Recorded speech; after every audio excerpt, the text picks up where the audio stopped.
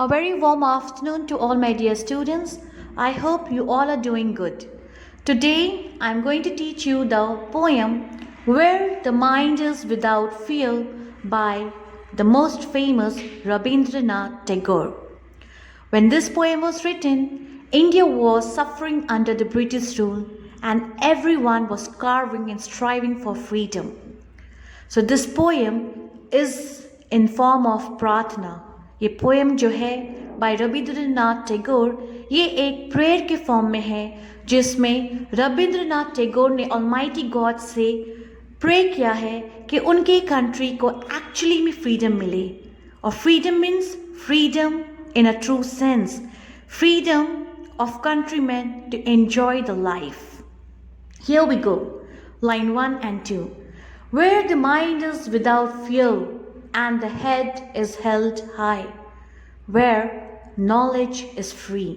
So in this line 1 and 2, in the very first line, poet prays to the Almighty. Poet जो है वो Almighty God से दुआ करते हैं कि उनके countrymen जो है वो free रहे, free from exploitation, free from oppression, free from political attack.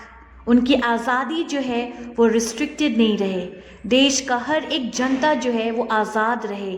Azad in the sense कि वो खुलकर जी सके, खुलकर अपने रिलीजन को प्रैक्टिस कर सके और अपनी ज़िंदगी को जिए. In line 2 poet is telling us that वो एक ऐसे नेशन का सपना देखते हैं जहाँ पे नॉलेज जो है, एजुकेशन जो है वो सभी लोगों के लिए फ्री हो और बराबर हो.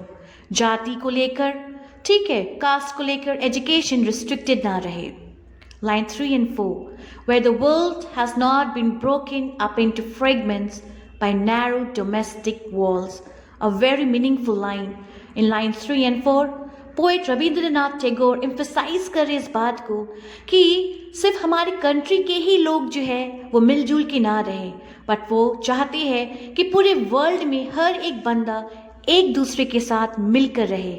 हमारी सोच में कोई तरह का भेदभाव, कास्ट, कलर, रिलीजन, इन सब चीज़ों को लेकर ना रहे. Line 5 and 6, where world come out from the depth of truth, where tireless striving stretches its arm towards perfection. In the line 5 and 6, the poet Rabindranath Tagore expect कर रहे हैं लोगों से कि वो अपनी बातों की सच्चे रहे, वो अपनी बातों को या फीलिंग्स को एक्सप्रेस करने में कोई दिखावा ना दिखाए, जो भी बात निकले वो डायरेक्ट दिल से निकले. लाइन 6 में वो ये भी कहना चाहते हैं कि हम लोगों को चाहिए कि अगर हम लोगों को कुछ अचीव करना है तो उसके लिए हम लोग हार्ड वर्क करें. We should not be lazy and we should not be ignorant. Line 7 and 8. When the clear stream of reason has not lost its way into the dreary desert sand of dead habits. इस line में poet कहती ये है कि हमारा जो thoughts है वो क्लियर होना चाहिए, हमारा जो थॉट्स है वो रेशनल होना चाहिए, लॉजिकल होना चाहिए, ना ही कि हमारा थॉट्स जो है वो अंधविश्वासों से घिरा रहे, बेसलेस, यूजलेस, सुपरस्टिशियस बिलीफ से घिरा रहे. ऐसा बिल्कुल नहीं होना चाहिए. Line 9, 10 and 11, where the mind is led forward by thee into ever widening thoughts and action, into that heaven of freedom, my father, let my country await. So in this line, the poet wish करते हैं पूरे दिल से कि उनका country और उनकी country के लोग एक ऐसे माइंड के हो जो कि प्रोग्रेसिव हो, ब्रॉड हो, नैरोनेस ऑफ माइंड जो है वो कहीं नहीं हो. हमारा सोच, हमारा एक्शन जो है वो आगे बढ़े, तरक्की करे.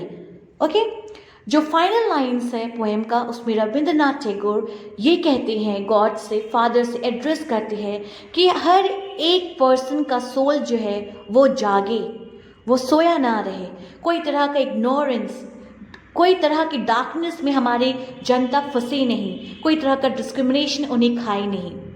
एक्चुअली पोएट रविंद्रनाथ टैगोर हमारे अंदर की आत्माओं को जगाना चाहते हैं दैट कि अगर तुम्हें अपनी पहचान बनानी है then you have to fight for the true freedom. अपनी आइडेंटिफिकेशन ऑफ फ्रीडम के लिए आवाज़ उठाने को कहते हैं. उनका कहना है कि सिर्फ पॉलिटिकल आज़ादी ही आज़ादी नहीं होती। अगर आप नीडर है, नॉलेजेबल है, सच्चे हैं, हार्ड वर्किंग है, आपकी सोच ब्रॉड है, आप अपने आप में डिग्निफाइड है, रिस्पेक्टेड है, तब आपको आज़ादी महफूज है। So, the message is quite clear from this poem that people of the nation are not happy nor at peace. जब तक उन्हें अपनी आज़ादी का असल मीनिंग नहीं पता, तब तक कोई भी बंदा खुश नहीं है। Thank you.